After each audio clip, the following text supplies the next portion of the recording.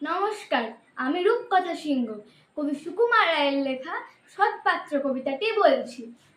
শুনতে পেলাম পোস্টা গিয়ে তোমার নাকি মেয়ের বিয়ে, গঙ্গারামকে পাত্র পেলে, জানতে চাও সে কেমন ছেলে?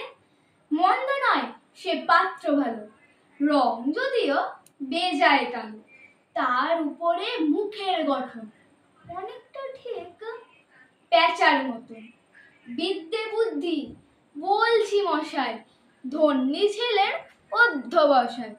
19টি বার ম্যাট্রিক এসে ঘায়েল হয়ে থামলো শুষে। বিষয় আশয় গরিব বেজায়, কষ্টে শিষ্টে দিন চলে যায়।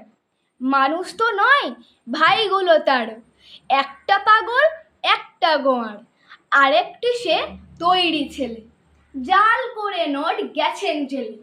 কনিষ্ঠটি তবলা বাজায়, যাত্রা দলে 5 টাকা পায়। গঙ্গারাম তো কেবল ভুগে পিলের জ্বর আর পাণ্ডুর রোগে, কিন্তু তারা উচ্চধর, কংসরাজ্যের বংশধর। শ্যামলাহিড়ি বনগ্রামে কি যেন হয় গঙ্গারামে। যা হোক, এবার পাত্র পেল, এমন কি আর মন্দ ছেলে। নমস্কার।